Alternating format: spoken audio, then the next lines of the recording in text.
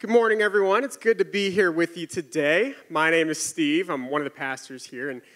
And I thought I'd start this morning by reminding us of a revolutionary new product that came in the late 1800s. And that was a product that actually flipped our entire modern world as we know it upside down, which it was, of course, the typewriter. Now, I just got to kind of get a feel for who's in the room. Okay, how many people in here have used a typewriter before now let me get the caveat, in a real world scenario, not like you went to the antique store. Okay, yeah.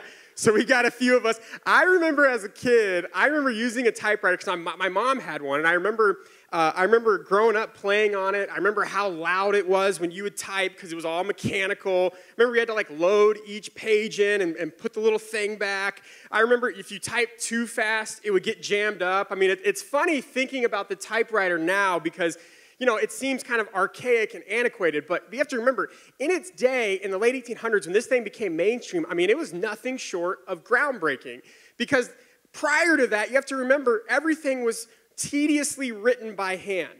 But with this one revolutionary new product, overnight, the writing world was revolutionized. And I read one article this week that said that one person could now do the work it would have previously taken 6 people to do by hand. And I mean, it's just changed the game. But even with all the leap forwards that the typewriter brought us, it had one major flaw, one major thing that held it back, and that was simply this. It's that you couldn't delete anything. Right? I mean, it had this backspace button, but the backspace button didn't actually delete anything. Literally, it would just move the carriage back one place, and when you typed, it would type right on top of what you already typed, and so, I mean, you couldn't read it. I mean, there was no way to edit a typo. I mean, you were stuck because literally the ink was on the page. So at that point, your only option was to literally go and get a bottle of whiteout to cover your mistake, right? I mean, that's all you could do. Now, this may not seem like that big of a deal, but you have to think about this. I mean, think about how many times when you fire off a text message, you hit that little backspace delete button, right? I mean, whether it's not, whether you got a typo or you type something wrong or whether you just read it and you're like, ooh, I kind of want to say it differently. I mean, imagine if every single time you wanted to delete something, you literally had to get up, go get the whiteout, cover it up, then you had to let it dry, then line it all back up, and then put the thing in, and then start again. I mean, it would be maddening. And that was the state of the typewriter for 80 years after it became mainstream. And then 80 years later, in the 1900s, they had the next great leap forward with the electronic typewriter, where they added functionality to one key, the backspace key. And all of a sudden, they added the ability for when you hit the backspace key for it to actually delete it. The backspace key, which we would now know today as our delete key. And suddenly, overnight, you weren't forced to just cover up your mistakes, but you could actually delete and edit them in real time, and it changed everything again. All because of one innovation to one key to no longer have to cover up, but rather to actually get to delete it. And this morning, as we continue our series, CTRL+ALT+DELETE, and we wrap it up today, I want to talk about that. Because I wonder if there are some people here in the room that could use that same innovation in our lives. To actually begin to delete some things. I wonder if some of us have some things in our lives that we would do much better to delete, but instead we opt to just cover it up. And I want to dive into this morning. I want to talk about why we have a tendency to cover and try to hide the difficult parts of our life, the challenging moments. And I want to look at why that can actually be so detrimental to our future and to our health. And then I want to show you another way that we can handle the challenging internal pain and struggles and obstacles that we face in life that I think, much like the original innovation of the delete key, has the opportunity and the potential to revolutionize our lives. Because here's one thing that I know to be true of all of us. No matter who you are in the room, no matter how old you are, no matter how much money you have in your bank account, every single person in this room goes through difficult and challenging and gut-wrenching seasons. Doesn't matter who you are. Right? We all face moments in life where life kind of throws us a curveball and we're sort of stuck just kind of dealing with the aftermath and trying to figure it out as we go. We all face seasons and moments in life where it feels like there's more on our plate than what we can handle, and it's just incredibly stressful and overwhelming. We all face moments where it's not necessarily just, external circumstances that we're dealing with, but there's internal tension and turmoil, and we're dealing with anxiety and depression and loneliness. I mean, we face moments. This is part of life. And we don't just know this intuitively because we've experienced this, but did you know that Jesus actually promised this? I mean, this is a promise in the Bible that we don't like to talk about very much, but this is what Jesus promised in John. He said, "For in this world you will experience trouble and sorrow." Now notice what he doesn't say. He doesn't say, "For in this world some of you will," no. It doesn't say, "For in this world you might." No, it says, in this world you and I are going to go through some difficult, some challenging, some heavy stuff. It's just part of life, right? And he's saying no one is exempt. We all deal with this. And I'm certainly not the exception to this. In fact, it's funny because I knew I was preaching this message this week, and ironically, if I'm just being honest, this has kind of been a rough week for me and my little family.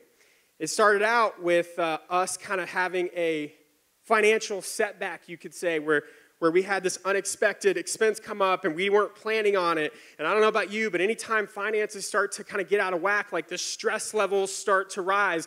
And I was in the middle of that this week where I'm like, okay, I wasn't ready for this. I don't know how we're going to handle this. Like, we don't have money for this. And all of a sudden, like, I'm dealing with this financial pressure.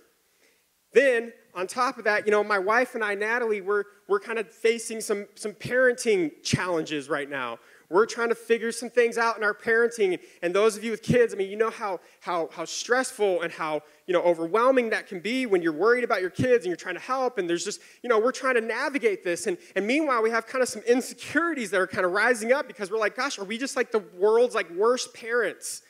And so we're dealing with this kind of financial pressure. We're dealing with this family kind of pressure. And then I'm driving my car this week. I'm not making this up. I'm driving my car, and there's this little issue that I think is really minor, so I go ahead and to be safe, I take it into the shop, and I'm expecting a quick turnaround, And what I thought was a minor issue turns out to be a catastrophic issue.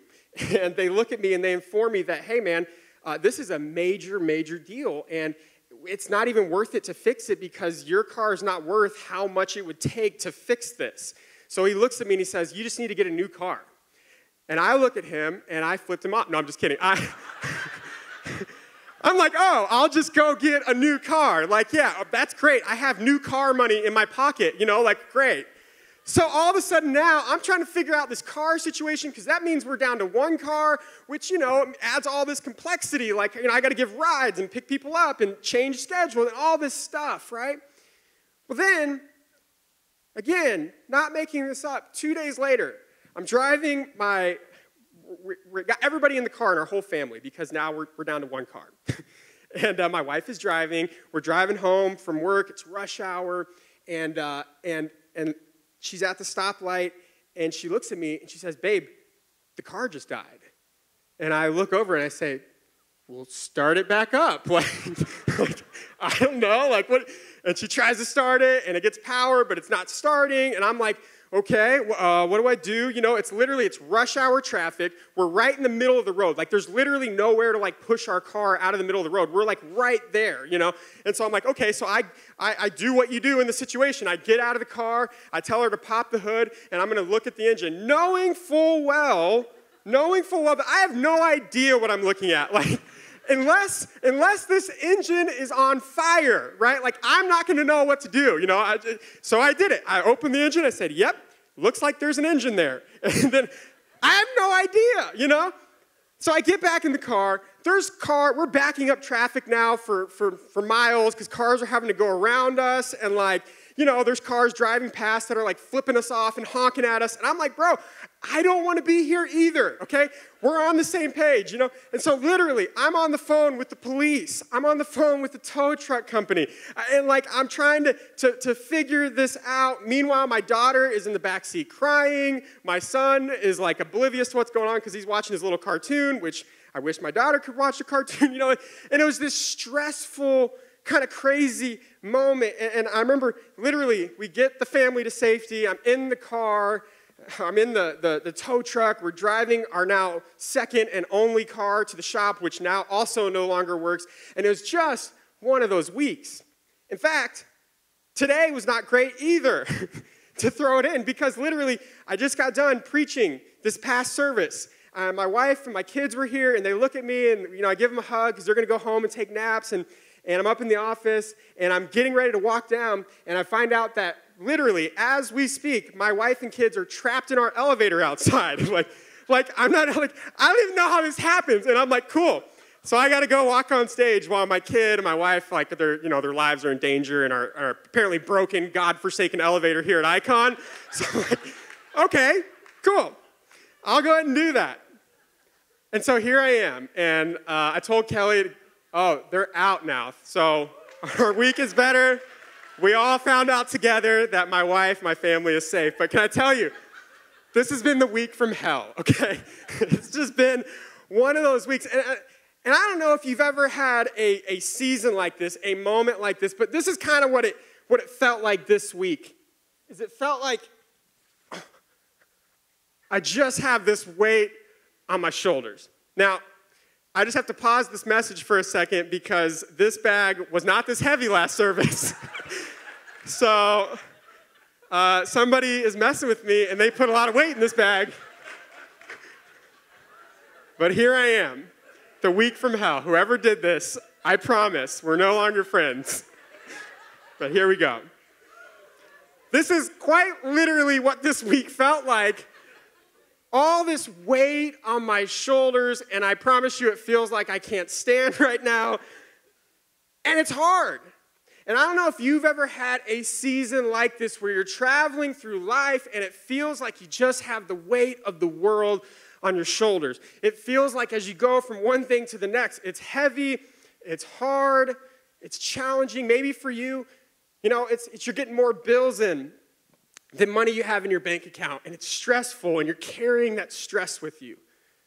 Maybe for you, you can relate to parenting challenges because, your kid is there, and they're constantly getting in trouble at school, and it's hard, and you don't know what else to do, and it feels like you've tried everything, and you're not seeing the results. Maybe for you, you go home, and the dishes are stacked up, and the house is a mess, and it just feels like there's chaos everywhere you go, and you can't escape it, and it's just overwhelming. Or maybe when you go home, it's not overwhelming, it feels like your marriage and your relationship is dead.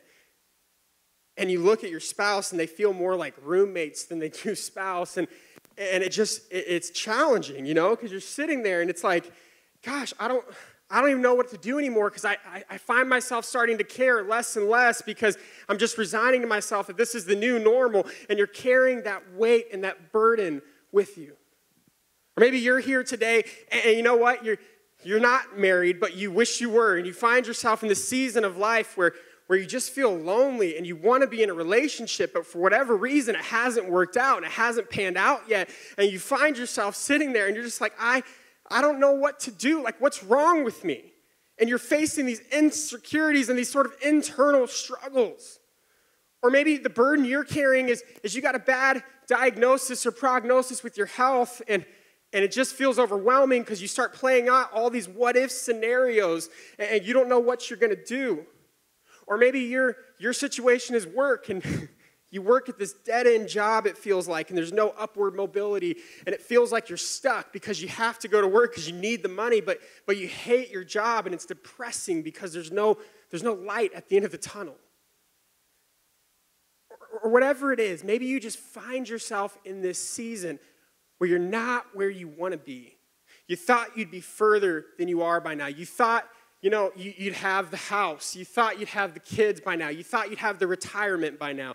And you look at your life, and you're not where you want to be, and there's this unsatisfied kind of fog that just follows you wherever you go. And it's like you're carrying this heaviness, and it's hard, and it's tiring. And see, this is a critical moment because how you handle this heaviness, it matters. It matters a lot. Because here's what most of us do. Most of us, we walk through life and we got this stuff that we're carrying with us, and we just try to pretend like it's not there. We just try to pretend like, oh, no, everything's great. There's nothing going on back there. I'm fine. It's all good. Friends look at us. Hey, how's it going? It's great. Life's awesome. Just staying busy, you know? And meanwhile, we're carrying this around. And we just try to distract ourselves from the heaviness that we're feeling. We try to look at it and just, anything we can do to not have to feel this. Anything we can do to not have to think about this. And so the reason why we do that is because we're biologically programmed to try to avoid pain.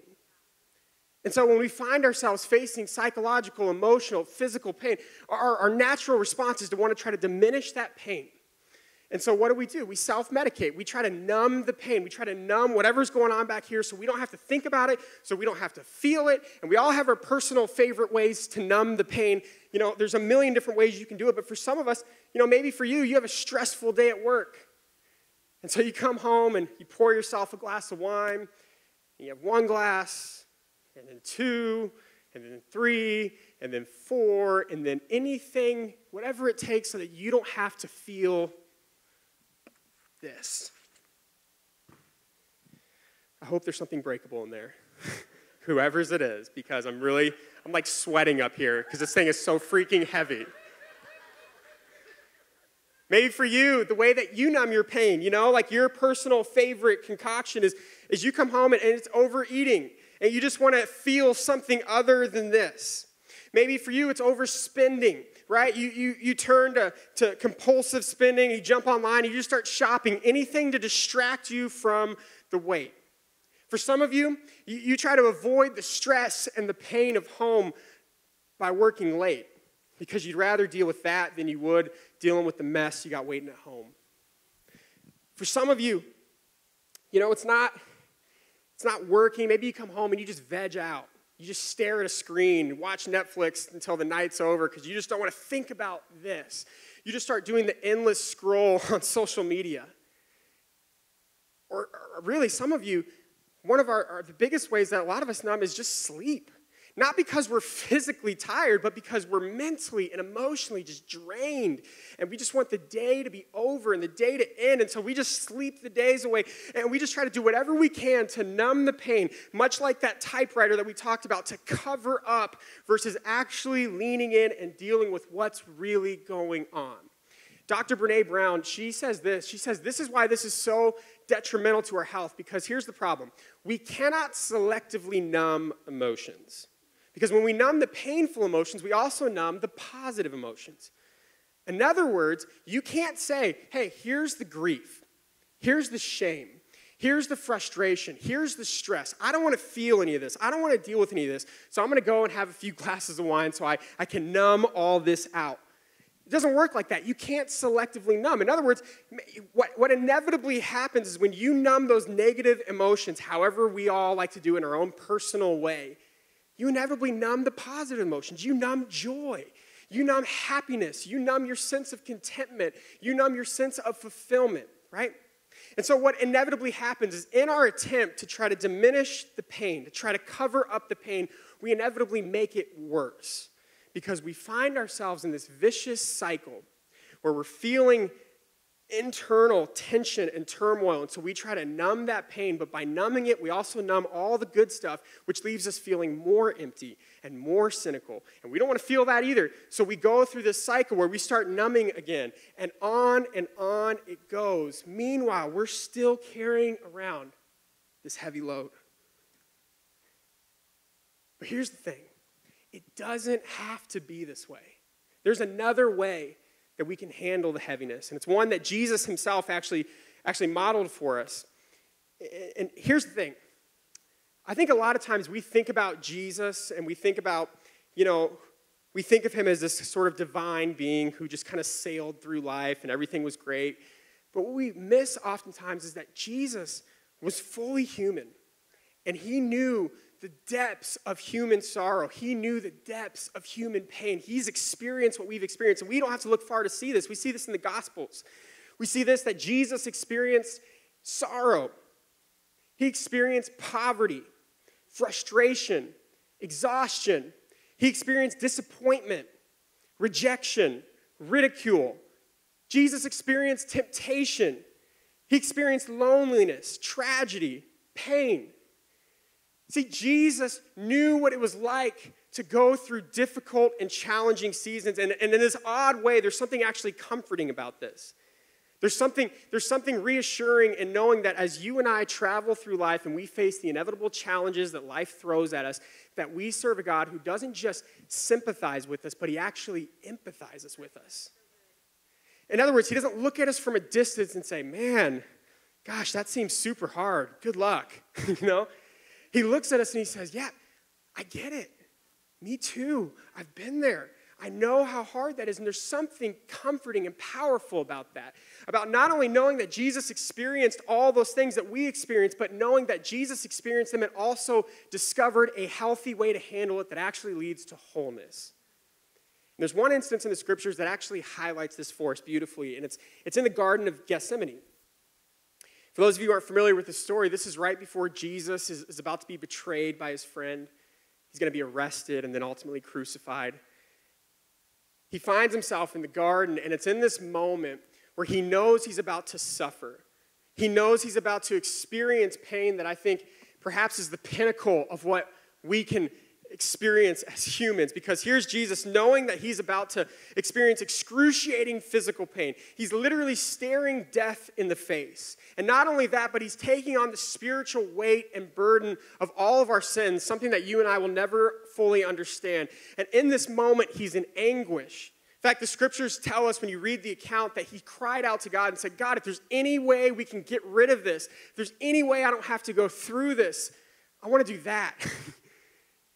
Because it's so difficult. The scripture paints the picture of how challenging and how intense this moment was with words like this. It says, being in anguish, sweat was like drops of blood falling to the ground. I mean, we're talking about intense stress.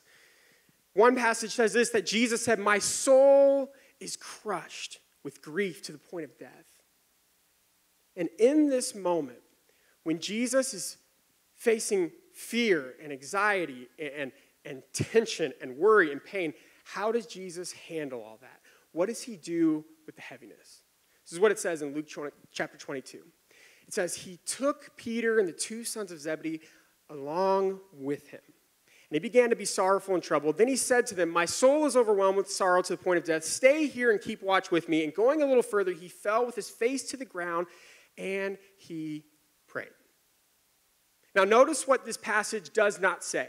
It does not say that Jesus was carrying all this heaviness with him and this pain and this struggle and these challenges, and he tried to pretend like it wasn't there. It doesn't say that Jesus tried to, play the typewriter move and just cover it up and just, keep moving. It doesn't say he tried to numb it. It doesn't say he tried to fake it until he maked it. It didn't say any of those things. It shows us two very simple yet very powerful things that Jesus did in this moment of heaviness that changed everything. And let me show you what they are. He said he took Peter and the two sons of Zebedee along with him. This is key. And he prayed. Very, very simple. In other words, Jesus said, this is what he does. Number one, in other words, he brings others in and he seeks God. He brings others in while he seeks God. Listen, this is almost too simple for us, right? We see this and it seems so simple, but if you really do this, it could change everything. Because here's Jesus, and the first thing he does is he brings others in. He goes and he gets his close friends. And he decides, you know what, I'm not going to pretend. I'm going to get my friends. I'm going to get some people that I trust, that are close to me, and I'm just going to be vulnerable. And he looks at them and he says, hey, guys, I'm overwhelmed. Guys, I can't handle this. And see, this is incredibly important when you're carrying this weight in life. When you're going through these seasons, it's incredibly important that you lean into life-giving relationships. So important. But can I also tell you this? It is extremely hard. It's very difficult. Because you and I, we don't like to be vulnerable with other people. Especially us guys, right? I mean, we don't like to show anything that could be perceived as weakness. We like to show that, man, we got it all together. Life is great, But what is that? It's just pride. Right? And if we're being real honest, pride is part of what got us in this season to begin with. And so if we're really going to actually delete and get rid of some of this heaviness that we've been carrying around with us, we've got to decide to be vulnerable and lean into authentic community. And here's the reason I use that term authentic. It's because we all know this in the room. It's very easy to be in a crowd of people. It's very easy to have lots of friends, and yet the conversation stays surface level, and you never get open, and you never get honest, and you never get vulnerable, and you never talk about what's really going on. And if we're going to move forward, we've got to learn that, man, nothing good happens in isolation. We need other people to lock arms and to be with us as we move forward. So incredibly important. And along these same lines, as we talk about bringing others in, let me also encourage you with this. Some of us in this room, man, we've been carrying some weight with us. We've been going through some really deep-rooted challenges in our life that we've been carrying for years. And it would be so helpful if we would actually go and talk to a counselor, talk to a trained professional, talk to someone who's ahead of us that can guide us. I think sometimes there's these faux pas about counseling, but can I tell you, man, it can be so helpful, because in the same way you wouldn't look at your fishing buddy and say, hey, man, I need surgery. Why don't you go ahead and perform that on me, right? We wouldn't do that. We can't look at all of our friends and expect them to have the answers, which, by the way, they don't need to have the answers, because there's something powerful and healing about just being with someone where we're not alone anymore. But for some of us, man, what we really need is we also, in addition to that, we need to take steps forward and begin to unravel some of our internal world, and a counselor can help you do that. So do that. So what does Jesus do? He brings others in, and then he does what? He seeks God. He seeks God. Now, I know the pushback on some of this is theologically, shouldn't seeking God be first? Shouldn't that be the first thing we do? Yes, you can, get your gold star. You're right, But here's why I put that second.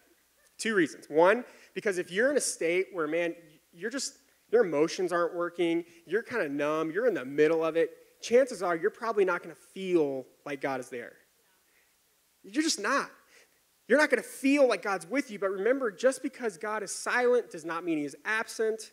And for some of us, the reason he's silent is actually a self-induced silence, because we spent so long numbing and not actually dealing with it. So we need others along with us to help bring perspective. Here's the second reason I put this second, and this is the real reason, especially for us mature Christians in the room. Because the more spiritual you are, the more you might be tempted to think that you and God can just handle it privately. This is a trap. And what is this? We think, oh, well, yeah, I kind of have this struggle. I've got this sin, but, I'll just pray, and we're good. I don't need to tell anybody. And what is it? It's just pride. So if we're going to grow, if we're going to move past, we've got to do what Jesus did. We've got to get vulnerable with people as we seek God. But we've got to seek God. We've got to take a cue from Jesus' playbook, and we've got to get on our face and pray and say, God, I need you. Would you help me? Here's what I'm going through, and we get honest. And as we do that, here's the incredible thing. We can be confident that God hears us, and he cares, and he will intervene in our situation. And the reason we can be confident in that is because Jesus promised this. This is what Jesus said in this amazing passage. He said this in Matthew chapter 11. He said, "Come to me, all of you who are weary, carry heavy burdens. Come to me, and I will give you rest. Take my yoke upon you. Let me teach you, because I am humble and gentle at heart, and you will find rest for your souls." It's this beautiful invitation. I love the way that the Message version paraphrases this. It says this: are you tired? Are you worn out? Are you burned out on religion? Come to me. Get with me, and you'll recover your life. I'll show you how to take a real rest. Walk with me and work with me. Watch how I do it. Learn the unforced rhythms of grace. And I won't lay anything heavy or ill-fitting on you. Keep company with me, and you'll learn to live freely and lightly. It's this amazing invitation where Jesus is looking at us and he's saying, hey, you've had this weight, and it's really heavy. And you've been trying to carry this weight on your shoulders, and you've been walking through life trying to pretend like it's not there, trying to pretend like everything's fine, trying to cover up, trying to say, oh yeah, it'll be better, just trying to fake it until you make it. And Jesus looks at you and says, hey man, you don't have to do that. You don't have to do that anymore. You've been trying to do it on your own. You don't have to do it on your own anymore. You've been trying to numb. What if this? What if instead of numbing the pain, what if we actually just got rid of it? What if we found healing? And here's how you do it. You lay that heavy burden, you lay it down at his feet. Now, what's so interesting about this passage is for the longest time I read that, I said, okay, I need to lay my burdens down at Jesus' feet. What the heck does that look like? What does that mean to lay my burdens down at his feet? Does it mean I just pray more and I just say, God, here's what I'm going through, it's yours? Yeah, that's part of it. But what's interesting about this passage is when you study it, you realize that this isn't a passive promise. In other words, it's not a promise where you sit back and do nothing and God does everything. But it's actually filled with all kinds of language. It's laced with language full of action words that require action on our parts. In fact, look at all these action words. Come to me. Get away with me, right? He says, I'll show you how to take a rest. Walk with me. Work with me. Watch how I do it. Learn, right? It's all of these words what does that mean? It's things that we have to do. This is so, so important. He's saying, listen, this isn't passive. You've got to partner with me to move forward. You've got to have faith. And here's what you have to understand about faith, is that it's this two-way street. Faith doesn't mean you stop working. It means you stop working by yourself. That is so huge. For some of us in the room, this is what you've been missing. You've been trying to do it all by yourself. And God says, listen, you don't have to do it by yourself anymore. Work with me. Watch how I do it. Step into the unforced rhythms of grace. So it doesn't mean we don't do anything. Yeah, we've got to take some action. We've got to work through some of this stuff. But we do it with God and with others, and it changes everything. So what does that look like? It means that as you seek God and you're vulnerable with others, listen, if you're stressed, you choose to let go. You choose to say, you know what? I'm going to control what I can control, and I'm going to trust God with the outcomes. If you're cynical, you choose to get curious again. You ask questions. You look at it from a fresh perspective. You find that wonder and that joy again. If you're hurt, you choose to forgive. You say, I'm not going to carry this weight anymore. I'm going to let it go. If you're afraid, you choose to trust. If you're tired, you choose to rest. Really rest. Not just sleep more, but find what refreshes my soul and then do more of that. If you're lonely, you invite someone. You don't wait for someone else to initiate it. You don't sit at home by yourself and just say, man, woe is me. You pick up the phone and you call someone. If you're complacent, man, mix it up. Change. Start today. Do something different. Get out of the rut. Stand up. If you're guilty, confess. Right? Confess to God. Confess to others, because that's where we find healing. See, this isn't complicated stuff. This isn't hard, to understand, but it's very difficult to do in real life. That's why Jesus says, hey, let's do it together. He says, let's have faith. Let's start this together. And embracing faith means what? It means I'm going to stop working by myself. And here's the incredible thing. When you stop working by yourself and you give Jesus your burdens, as you walk with people, suddenly there's a light at the end of the tunnel.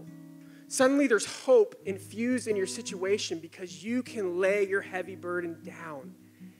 And there's something incredibly freeing. And it's amazing how far you can go when you're not carrying this with you anymore. Now, I got to be honest. This week, as I was in the middle of some difficult, challenging circumstances that I talked about earlier, and I was kind of feeling a little bit stressed and a little bit overwhelmed and a little bit, down on me, And I remember I had this moment where, if I'm just being totally transparent, I knew what I was going to talk about today, and I had this moment where I literally asked myself this question: does this stuff really work? Like, it sounds great, and it's really the spiritual stuff, and that's all awesome, but is it a bunch of spiritual mumbo jumbo, or does this really work in real life? Because I sure need it to right now. And I have to tell you, I had to this week intentionally and deliberately choose faith Not once. I had to choose faith over and over again, deciding I am not going to do this by myself. I'm not going to cover this up. I'm not going to pretend everything is fine. I'm going to do what I can do, and I'm going to invite others in, and I'm going to invite God in, and I'm going to lay this at his feet. And I had to do that over and over and over again this week. And can I tell you, did everything magically get better?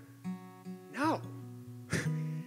We're still in the middle of some challenging stuff right now. We're still in some circumstances that I don't really want to be in. But you know the difference is I'm not afraid anymore. I'm not alone anymore. I don't feel the weight of the world anymore because I've given that to Jesus, and he's given me a peace that surpasses all understanding. And even though we're still in the middle of it, man, we're walking, we're moving. And we have experienced this lightness when we don't have to carry this. And here's how I want to end. I just want you to experience that too. Like, that's it. I want you to be able to have that too. For some of you, you've been carrying all this weight, and you've been going through these challenge after challenge. You've been doing it all on your own. You don't have to do that anymore. Today, you can find freedom. Today, you can find hope again. Today can be the first day where maybe you start to take some actual steps and some actual movement towards not just covering up, but actually deleting some of this stuff from your life. So here's what I want to invite you to do. I just want to invite you into that promise that Jesus gave us in this passage to lay down your heavy burdens at his feet. And maybe for the first time in a long time, you can have hope again and joy again and peace again. So here's what we're going to do to end our time together. The band's going to sing one last song. And when they sing this song, I actually want to invite you to remain seated today. Because I want to have a moment of reflection and a moment of introspection where you get honest with yourself and you just take a moment and you say, man, what's the stuff that I've been carrying around with me that I don't have to anymore? What do I need to give to God? And what do I need to actually go out and do? What's my part in this equation? What do I need to do differently this week? I want you to think about that. And so the band's going to play one more song, and I just want you to stay seated and listen to the lyrics to this song.